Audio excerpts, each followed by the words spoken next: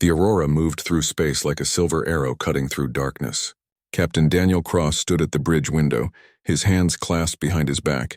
He watched the massive structure ahead grow larger with each passing moment.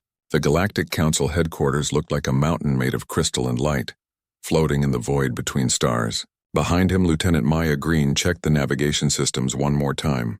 Everything had to be perfect for this meeting. Earth had worked for 30 years to reach this moment. Every country, every scientist, every dreamer had contributed something to make humanity ready for this day. In the diplomatic quarters below, Ambassador Helen Price sat at her desk. She had memorized her speech weeks ago, but she read it again anyway. The words had to be right. They had to convince 200 alien species that humanity deserved to join them among the stars. Her assistant, a young diplomat named Peter Walsh, brought her a cup of coffee. 10 minutes until we dock, Ambassador, Peter said quietly. Helen nodded and stood up. She wore a simple blue suit, chosen to represent Earth's oceans.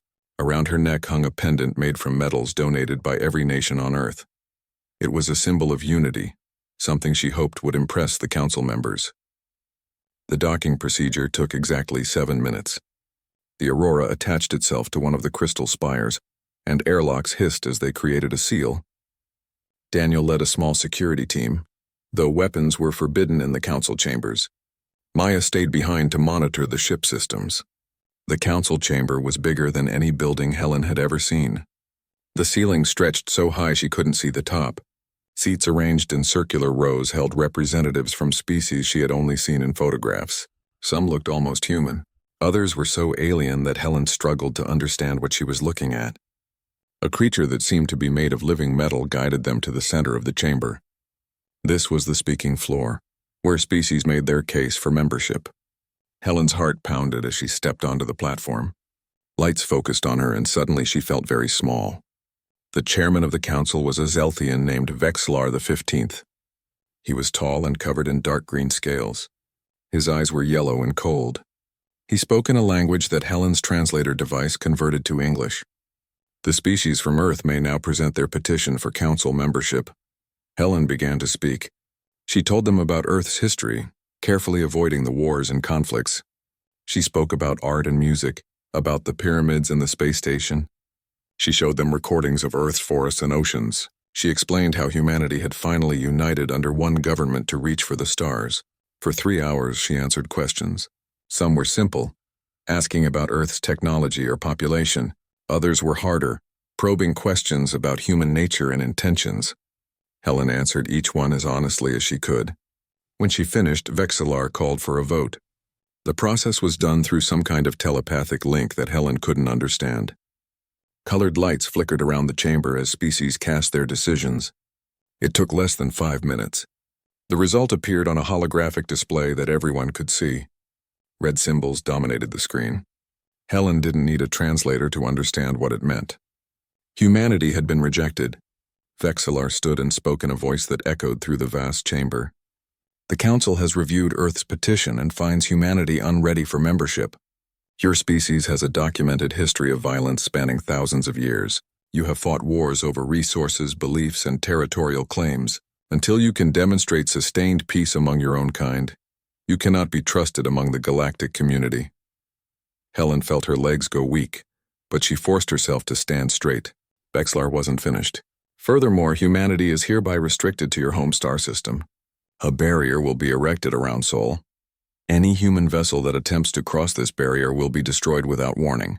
This restriction will remain in place until the Council determines that humanity has matured sufficiently. This decision is final and cannot be appealed. The floor beneath Helen's feet began to glow. She was being transported back to the Aurora. The last thing she saw was Vexillar's cold yellow eyes watching her disappear. Back on the Aurora, Daniel ordered an immediate departure. As they pulled away from the Council headquarters, everyone on the bridge saw it happen. Points of light appeared in space around them, forming a sphere. The lights connected, creating a web of energy that surrounded the entire Sol system. They were trapped. The journey home took 3 weeks. Helen spent most of that time in her quarters, staring at the rejection notice on her screen. The other crew members tried to stay busy, but the mood was dark. Earth had spent enormous resources to reach the stars, and now they were being told to go home and stay there. Lucas Brennan, the chief engineer, handled his disappointment differently. He went to the cargo bay and started taking measurements. The Aurora was an exploration ship not built for combat, but Lucas started thinking about what kind of ship could be built if they didn't care about council approval anymore. When they finally reached Earth, the news had already spread. Every major city had crowds gathering in the streets. Some were angry, demanding that Earth fight back. Others were scared, worried about what the barrier meant for humanity's future. The United Earth Assembly called emergency meetings. Helen gave her report to the assembly in person. She stood before the representatives of every nation and told them exactly what had happened. When she finished, there was silence. Then someone in the back of the chamber stood up. It was General Claire Dawson, the head of Earth's Defense Forces. "So they've put us in a cage," she said. "They think we're too dangerous to let out. Maybe they're right to be scared." Her words sparked debate that lasted for hours. Some wanted to accept the Council's judgment and work on proving humanity had changed. Others wanted to find a way around the barrier. A few even suggested trying to destroy it. But as Daniel sat in the visitors' gallery watching the debate, he noticed something interesting. No one was suggesting they give up. No one was saying humanity should stop reaching for the stars. The Council had tried to break humanity's spirit, but all they had done was make humans angry. That night, Daniel met with Lucas in a small bar near the spaceport. The engineer had been making sketches on his tablet all day. "I've been thinking," Lucas said, sliding the tablet across the table. "That barrier runs on energy that we can study. What if we could figure out how it works?" Daniel looked at the sketches. They showed complex mathematical equations and engine designs. "What are you saying?" Lucas smiled. "I'm saying that humanity has always been best when someone told us we couldn't do something. They want us to stay home? Fine. We'll stay home and build something they've never seen before. And then we'll show them what happens when you cage a species that refuses to quit." Daniel raised his glass. "To building something new." Lucas clinked his glass against Daniel's. "To showing them what humanity really is." Outside, the barrier glowed faintly in Earth's night sky. To most people, it looked like a prison, but to a few dreamers and engineers, it looked like a challenge. And humanity had never been good at backing down from a challenge. Part 25 years had passed since the Council locked humanity inside the Sol system. The barrier still glowed in the night sky, a constant reminder of rejection. But inside that cage, something remarkable was happening. On Mars, Director Paul Henderson walked through the Red Forge shipyard. The facility stretched for 30 kilometers across the Martian surface, covered by a transparent dome that protected it from the thin atmosphere. Inside, thousands of workers from every corner of Earth labored on massive construction projects. Paul stopped at one of the viewing platforms and looked down at the production floor. 3 new ships were taking shape, each one larger than the Aurora had been. These weren't exploration vessels designed to impress alien councils. These were something else entirely. "How long until the first one is ready?" Paul asked his assistant, a construction manager named Betty Cole. Betty checked her tablet. "The framework will be complete in 6 weeks. Then we need another 3 months for the drive systems and weapons." "Weapons," Paul repeated. The word still felt strange. Humanity had banned weapons in space after the wars of the 21st century.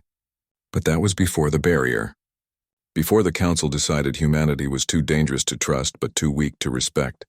Far below the ice of Europa, Dr. Sophia Blake worked in a laboratory that officially didn't exist.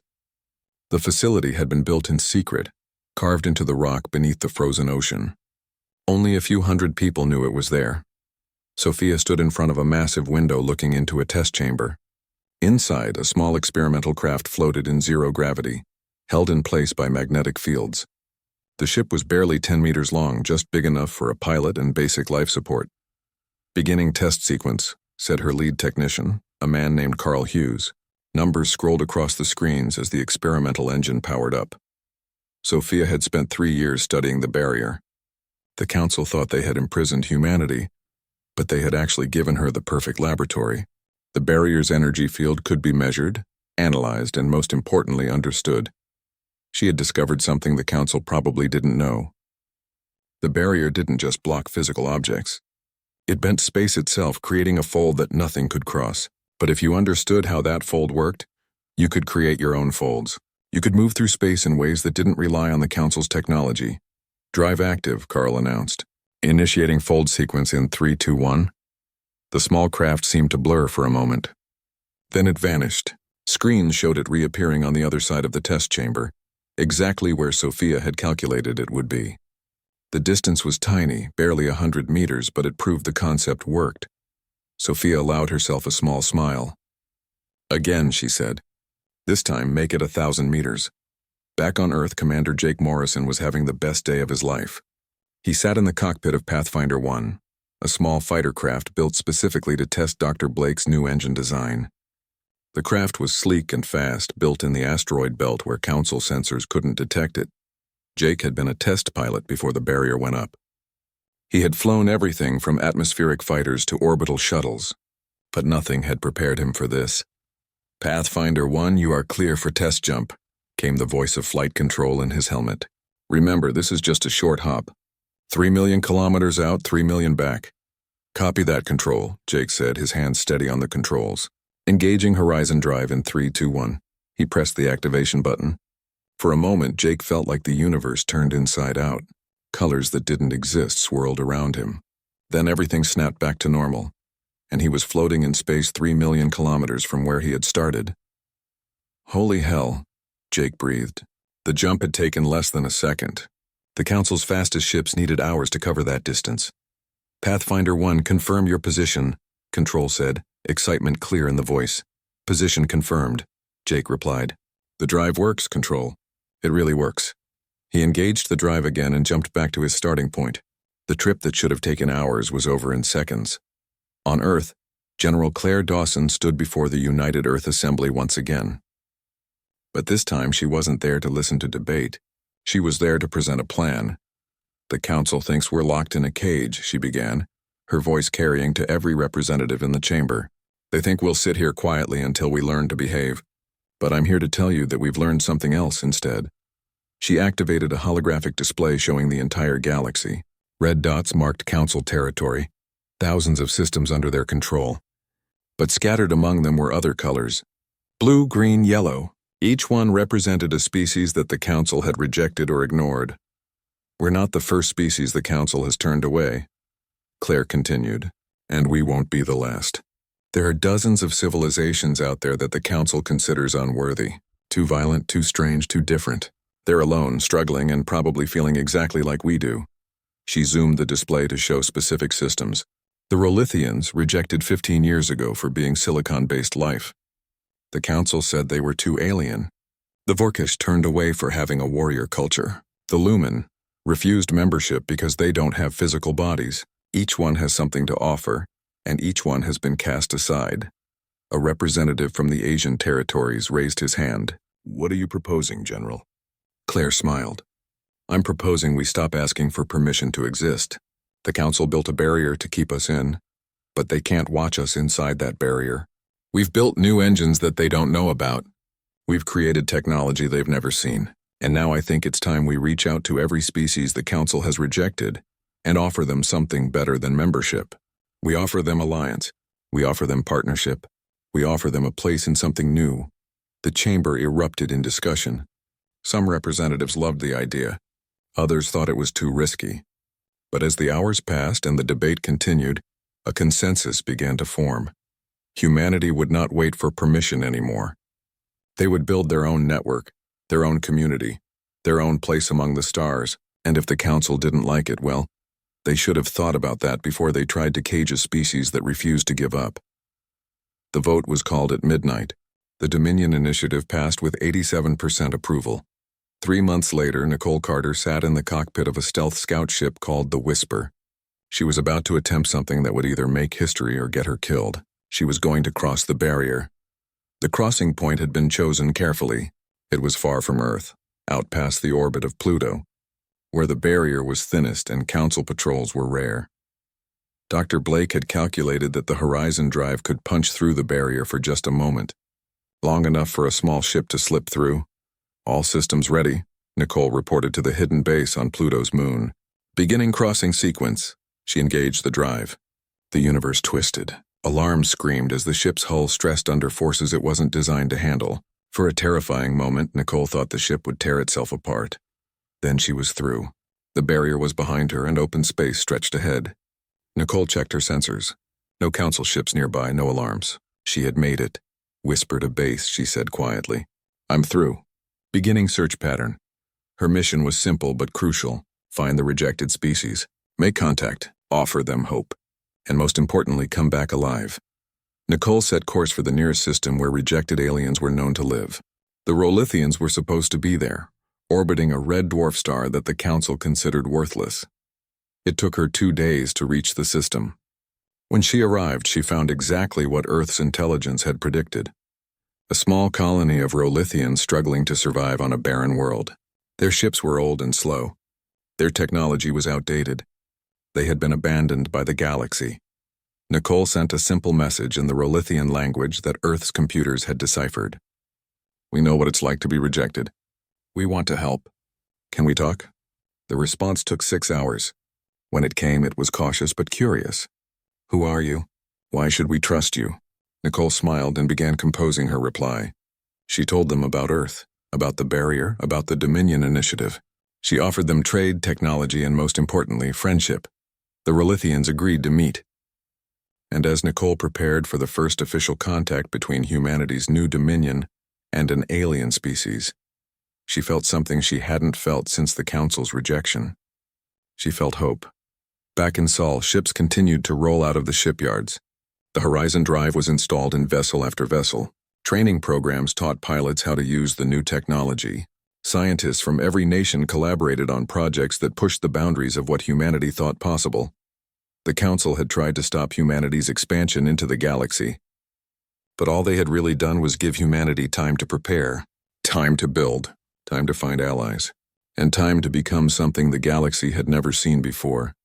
The cage was about to break, and when it did, the galaxy would never be the same. Part 3.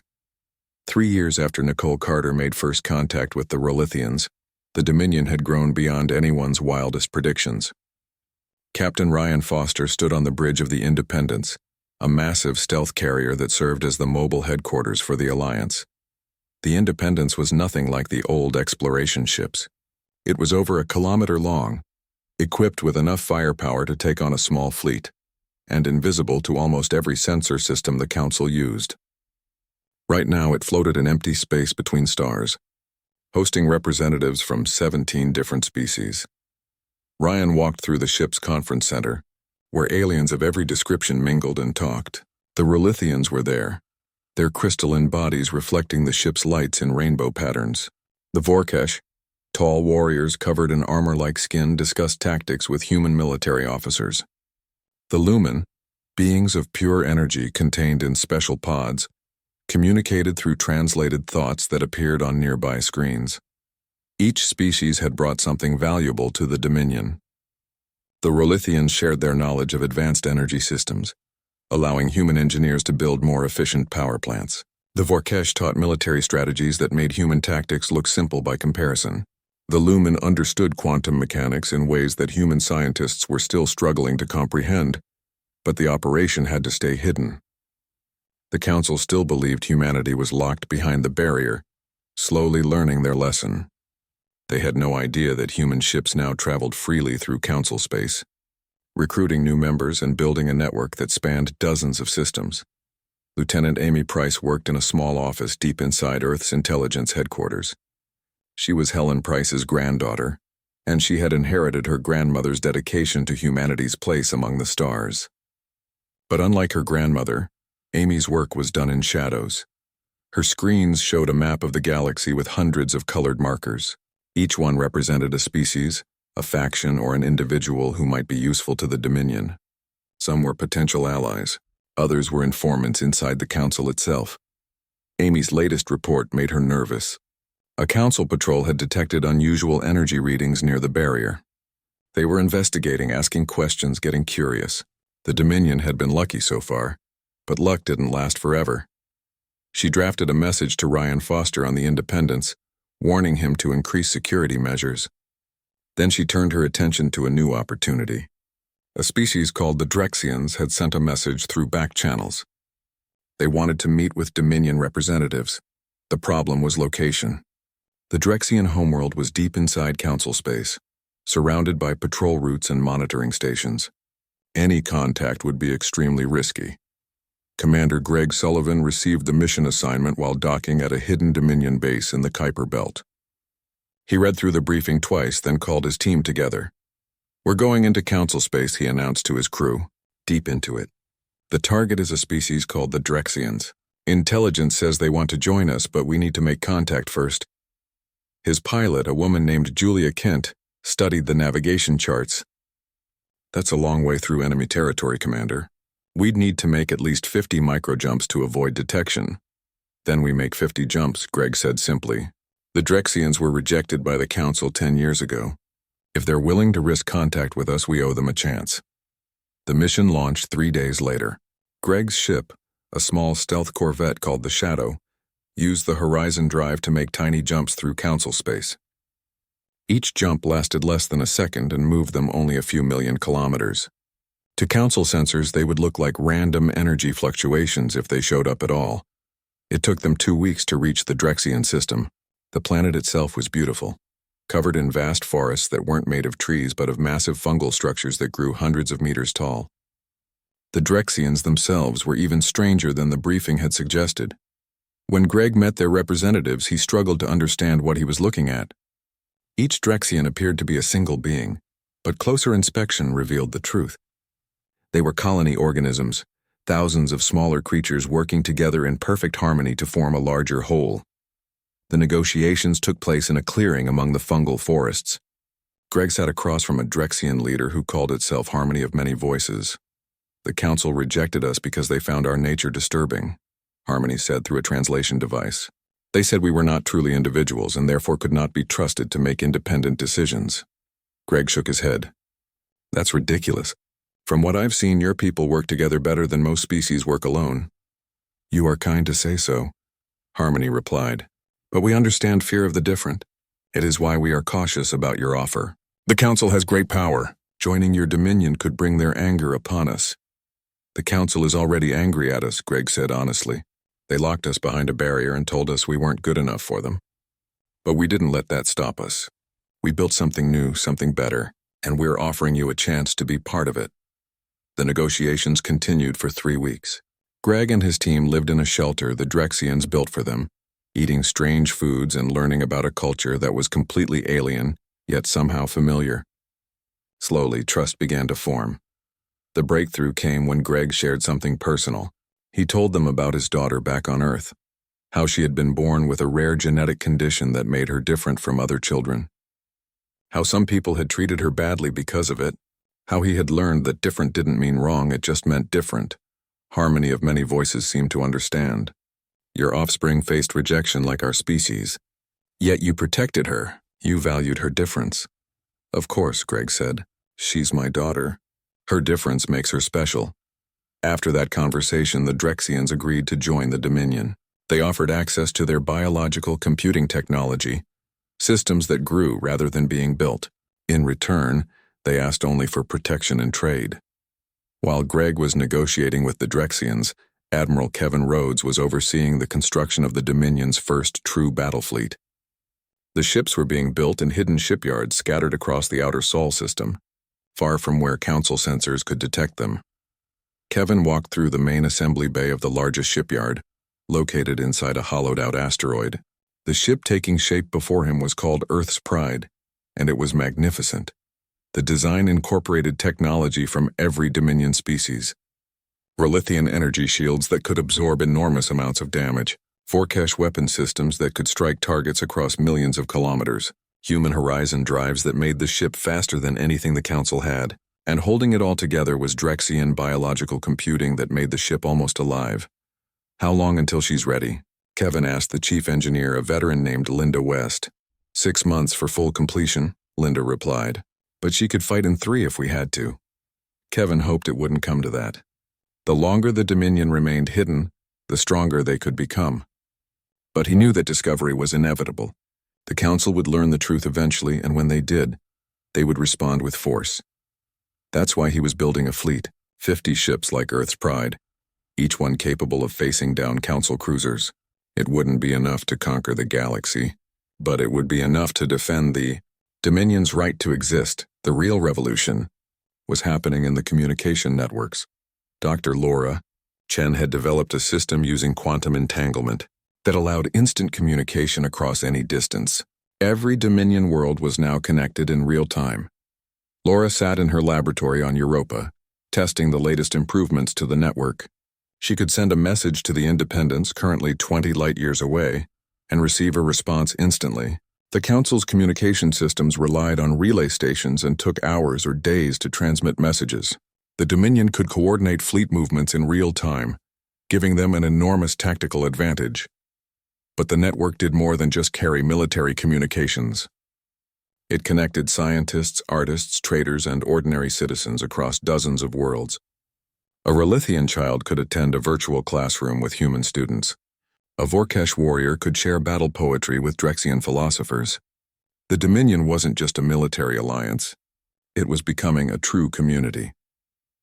Back on the Independence, Ryan Foster received a message from Amy Price. The Council's investigation into the energy signatures near the barrier was intensifying. They were asking questions, deploying more patrols, getting suspicious. Ryan called a conference with his senior staff.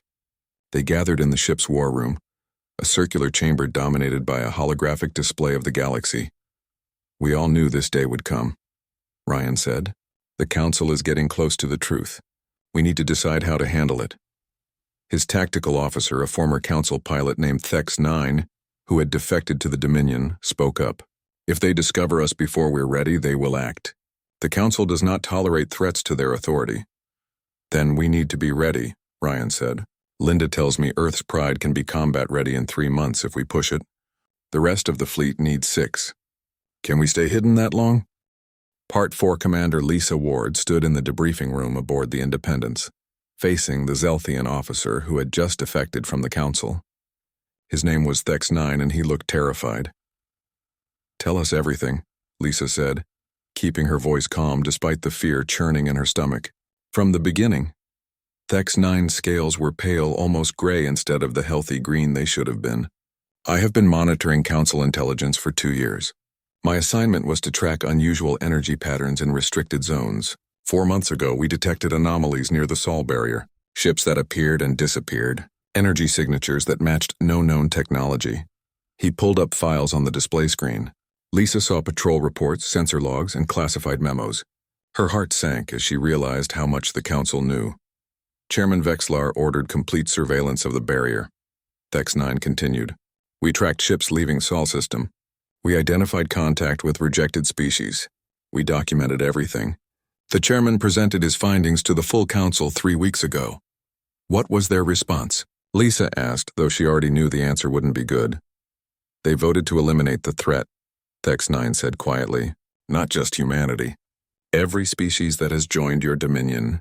They call it Operation Final Solution. The barrier generators will be reversed, causing the field to collapse inward. Everything inside will be crushed to the size of a small moon." Lisa felt sick. "When?" 19 days from now. The countdown has already begun." She immediately sent the information to every Dominion leader. Within an hour, emergency meetings were happening on dozens of worlds. General Nathan Hughes, who now commanded all Dominion military forces, called a war council on Earth. The meeting took place in the same chamber where the United Earth Assembly had voted to create the Dominion. But this time, holographic projections showed representatives from every member species. The Ralithians appeared as shimmering crystalline figures. The Vorkesh stood tall and proud. The Lumen manifested as glowing spheres of light. Nathan stood before them all, his expression grim. "We have 3 options. We can scatter, try to evacuate as many people as possible before the collapse. We can surrender and beg for mercy, or we can fight." A Vorkesh commander named Strength in Battle spoke first. "My people do not flee. We do not beg. If we are to die, we die with honor." A Rolithian scientist called Clear Thought added, "The Council made their decision long ago. They do not want peace with us. They want us gone. Surrender will change nothing." One by one, each species representative spoke. Some were afraid. All understood the risks. But none suggested running or surrendering. They had all been rejected by the Council. They had all found hope in the Dominion, and they would all fight to protect it. The vote was unanimous. They would strike first. Admiral Kevin Rhodes pulled up the tactical displays. The barrier is generated by 43 stations positioned around the Sol system. We need to destroy at least 30 of them to prevent the collapse. But the moment we attack the first one, every Council ship in range will converge on our position. Captain Melissa Grant, who would command Earth's Pride in the coming battle, studied the station locations. We need to hit them all at once. Use the horizon drive to position ships near every generator, then strike simultaneously. Her tactical officer, Lieutenant Chris Palmer, highlighted key stations on the map. These 12 are the critical nodes. If we take them out in the first wave, the entire network becomes unstable. The Council will have to choose between maintaining the barrier or pulling ships back to defend the generators. The strategy session lasted for 18 hours. Every detail was planned, every contingency considered. They would have one chance to get this right, but Nathan had another idea, one that was just as important as the military operation. We need to tell the galaxy what's happening. The Council is planning genocide. If we expose them, some species might withdraw their support. Ambassador Henry Cole, who had replaced Helen Price after her retirement, immediately understood. A broadcast. Something the Council can't block or deny. Dr. Karen Mills, working with a lumen named Bright Thought in Darkness, designed the transmission system. It would use the Dominion's quantum network as a backbone, but amplified through relay stations that would scatter the signal across the entire galaxy. Every species with radio receivers would hear it. Every screen would display it. The Council couldn't stop it without shutting down their own communication networks. The message needed to be perfect. Henry worked with writers and diplomats from every Dominion species to craft it. They included footage of the barrier, recordings of Council meetings where the genocide was planned, and testimony from Thex 9. The evidence was undeniable. 5 days before the scheduled attack, the Dominion fleet began moving into position. Over 100 ships, each one equipped with the Horizon Drive, made micro-jumps to points near the barrier generators. They had to time it perfectly. If they arrived too early, Council sensors might detect them. Too late, and they wouldn't have time to destroy the generators. Captain Oliver Hayes commanded Earth's Pride in the final approach. The massive ship hung in space just outside sensor range of its target generator. Around the Sol system, dozens of other captains waited for the signal to attack. The countdown reached 0 at exactly midnight Earth time. Across the barrier network, Dominion ships appeared simultaneously. Emerging from horizon jumps with weapons already charged, Earth's Pride fired first. Energy beams that combined human, Rolithian, and Vorkesh technology struck the generator with devastating force. The station's shields held for 3 seconds before collapsing. The second volley tore through the armor and ignited the generator's power core. Similar explosions lit up space around the entire Sol system. In the first 60 seconds, 15 generators were destroyed. The barrier began to flicker and fade, but the Council responded faster than expected. Their warships, some of the most powerful vessels in the galaxy, began arriving through their own FTL systems. Chairman Vexlar himself commanded the lead battle group from his flagship, the Eternal Justice. All Dominion forces. This is Admiral Rhodes. Kevin's voice came through every ship's communication system. Execute Defense Pattern Delta, remember your training. Stay mobile. Use the Horizon Drive. Make them chase you. The Battle of Sol had begun. Earth's Pride engaged 3 Council cruisers near Jupiter. Oliver used the Horizon Drive to jump behind them, firing as he appeared.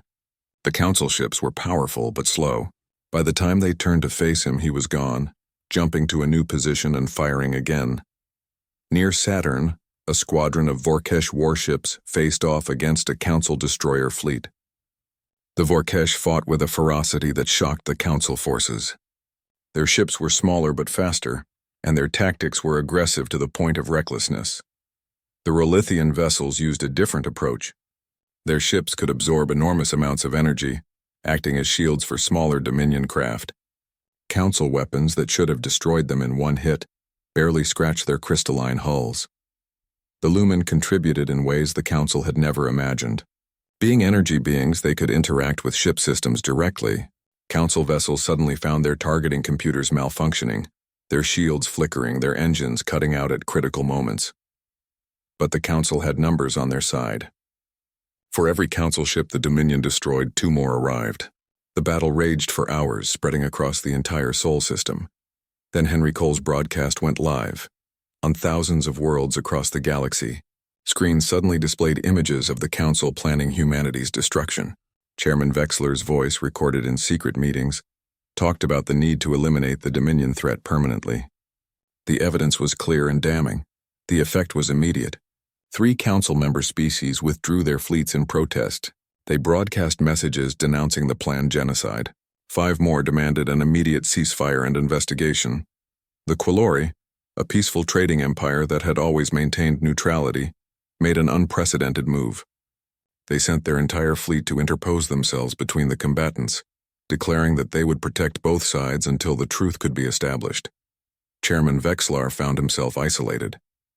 His own government began to fracture as younger Zelthians, inspired by Thex 9's defection and horrified by the planned genocide, called for his removal.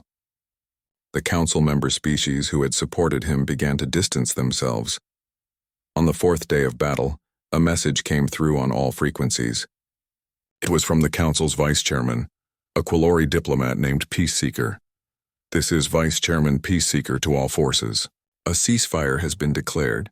Chairman Vexlar has been removed from office pending investigation. All Council ships are ordered to stand down. The Dominion is requested to cease hostilities and enter negotiations." Oliver Hayes sat in his captain's chair on Earth's Pride, reading the message 3 times to make sure he understood it correctly. Around him, his crew looked stunned. "Did we just win?" his weapons officer asked. Oliver thought about it. They had lost 17 ships. Thousands of people were dead. Mars had taken damage from debris. The battle had been brutal and costly, but the barrier was gone. The Council had backed down, and the galaxy was watching. "Yeah," Oliver said quietly. "I think we did." Part 5. The negotiations took place on a neutral station orbiting a distant star. Ambassador Henry Cole led the Dominion delegation, supported by representatives from every member species. Across the table sat the new Council leadership, including Peaceseeker and a young Zelthian named Progress Toward Dawn, who had replaced the disgraced Vexlar. The first week was tense. Both sides had lost people in the battle. Both sides felt justified in their actions. But slowly, painfully, they began to find common ground. Henry made the opening statement. "The Council rejected humanity because we were too young, too violent, too imperfect. You built a barrier to contain us, to keep us away until we learned to meet your standards. But what you didn't understand is that being rejected didn't make us want to join you more. It made us realize we didn't need you." Progress Toward Dawn listened carefully. "You violated the Council's decree. You left your star system. You recruited other species. You built weapons and fleets." "We did," Henry admitted, "because the alternative was to sit quietly and accept that we weren't good enough. That's not who humans are. That's not who any of the Dominion species are. We're the ones you rejected, the ones you said weren't worthy. And look what we built when you weren't watching." Peaceseeker spoke in a gentle tone. "Perhaps the Council was wrong to reject you. Perhaps we were wrong to believe that only certain types of species could contribute to galactic civilization. The broadcast you sent showed us planning genocide. That is not who we want to be." The negotiations continued for months. The Council wanted assurances that the Dominion wouldn't threaten galactic peace. The Dominion wanted formal recognition and the right to exist without interference. Compromises were made on both sides. In the end, a new charter was written. The Galactic Council would remain, but it would no longer have absolute power. The Dominion would be recognized as a sovereign entity, with the right to recruit members and govern itself. A joint security force would be established to combat threats like piracy and prevent any single group from dominating others. But the real changes were happening elsewhere. Back in Sol, Captain Ryan Foster watched as the first mixed crew of humans and Council species boarded the Independence. They would patrol the frontier together, learning to trust each other through shared duty. Commander Lisa Ward had left military service to pursue something she believed was more important. She now directed the first interspecies university, located on a terraformed moon in the Dominion's outer territories. Students from across the galaxy came to learn from each other, to share knowledge, to build friendships that crossed species barriers. The university's opening ceremony was attended by thousands. Lisa stood at the podium, looking out at a crowd that included humans, Ralithians, Vorkesh, Lumen, Drexians, and even some species from Council worlds whose governments had permitted them to attend. 10 years ago, humanity was told we weren't good enough, Lisa said. We were locked away and told to improve ourselves. But we didn't just improve. We built something new. We found others like us and showed them they weren't alone. And now we're here, learning together, growing together, proving that the old ways of thinking about who deserves a place in the galaxy were wrong. The crowd erupted in applause, a sound that mixed with chimes, thrums, and resonances from non-human attendees. It was chaos, but it was beautiful chaos. General Nathan Hughes had retired from active duty, but remained as an advisor.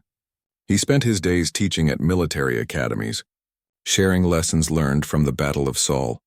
His students were a mix of Dominion and Council species, all learning to work together. One day, a young Zelthian cadet asked him a question that made Nathan pause. "General, do you hate us for what we did?" "For the barrier, for trying to destroy you." Nathan thought carefully before answering. "I hate what your leaders did. I hate the arrogance that made them think they could decide who was worthy of the stars. But you're not your leaders. You're here, learning to be better. That's what matters." The cadet seemed relieved. "I want to serve in the Joint Fleet. I want to prove that not all Zelthians are like Chairman Vexler." "Then prove it," Nathan said simply. "Actions matter more than words. Show everyone what you can be." On Mars, the Red Forge had transformed from a military shipyard into a commercial hub. Director Paul Henderson oversaw construction of vessels that would carry trade goods between Dominion and Council worlds. The economy was booming as species that had been isolated for years suddenly had access to galactic markets. But not everything was peaceful. Pirates took advantage of the new trade routes. Extremist groups on both sides resisted the changes. There were incidents, conflicts, setbacks. The galaxy wasn't perfect, and it never would be. Admiral Kevin Rhodes commanded the Joint Security Force tasked with keeping the peace. His flagship, Unity, was crewed by members of 12 different species. They responded to distress calls, protected shipping lanes, and occasionally had to use force to stop those who wanted to return to the old ways. During one operation, Kevin found himself working alongside a Council admiral named Wisdom in Action. They were tracking a pirate fleet that had attacked both Dominion and Council vessels. "Strange times we live in," Wisdom in Action said as they reviewed tactical displays together. 5 years ago, you and I would have been enemies. Now we hunt criminals together." Kevin nodded. "My grandfather fought in the last war on Earth before unification. He used to say that yesterday's enemy could become tomorrow's ally if both sides were willing to change. I never really understood what he meant until now." They caught the pirates 2 days later, capturing their ships without major casualties. As Kevin watched the prisoners being transferred to holding cells, he noticed they included members of both Council and Dominion species working together. Even criminals had figured out that cooperation was more profitable than isolation. The first anniversary of the Battle of Sol was marked by memorial services across dozens of worlds. On Earth, a monument was erected listing the names of everyone who had died in the fight for freedom. The monument was massive, carved from stone and metal donated by every Dominion species. Captain Daniel Cross, now retired and quite old, stood before the monument with his former first officer, Maya Green. They had been the first to arrive at the Council headquarters with hopes of membership. Now they were here 10 years later, looking at the price that hope had cost. "Was it worth it?" Maya asked quietly. "All those people dead, the ships destroyed, the fear and pain." Daniel was quiet for a long moment. "I don't know if it was worth it, but I know it was necessary. The Council would never have changed if we hadn't forced them to. All those species that were rejected, that were alone and struggling, they have hope now. That has to mean something." He looked up at the monument, reading names he recognized. Friends, colleagues, students he had taught. Each one had believed in something bigger than themselves. "They died so we could be free," Daniel said. "Not just free to travel the stars, but free to decide our own future. Free to build something better. I think they would say it was worth it." On Europa, Dr. Sophia Blake continued her research. The Horizon Drive had revolutionized travel, but she wasn't satisfied. She believed they could push even further, find ways to move through space that were faster and more efficient. Her laboratory was now a joint project with scientists from 15 species, each contributing their unique perspective. Her latest breakthrough came from an unexpected collaboration with a Lumen researcher. Together, they had found a way to use quantum entanglement, not just for communication but for actual matter transmission. It was early, dangerous, and limited to small objects, but it worked. Do you realize what this means? Her Lumen colleague asked, its thoughts appearing as text on her screen. We could teleport supplies, equipment, even people across vast distances instantly. Sophia smiled. The Council said we were too primitive to join them. Now we're developing technology they've never imagined. Funny how that worked out. 5 years after the Battle of Sol, Captain Nicole Carter was still flying scout missions. But now she wasn't searching for rejected species. She was mapping unknown regions of space, finding new worlds, making first contact with civilizations that had never known about either the Council or the Dominion. On one such mission, she discovered a species that was just beginning to develop radio technology. They hadn't achieved spaceflight yet, but they were on the verge of it. Nicole filed a report recommending they be left alone to develop naturally, but monitored to ensure they didn't face the same rejection humanity had experienced. When they're ready, she wrote in her log, we'll be there to welcome them, not to judge them or test them or decide if they're worthy, just to welcome them. Because that's what the galaxy should have done for us. The 10th anniversary of the Battle of Sol was celebrated across hundreds of worlds. It was declared Unity Day, a reminder of when the galaxy had changed forever. On Earth, the Unity Day ceremony was attended by representatives from both the Dominion and the Council.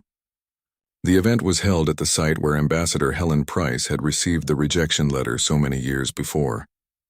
She was there, very old now but still sharp, watching as her granddaughter Amy gave a speech about the future.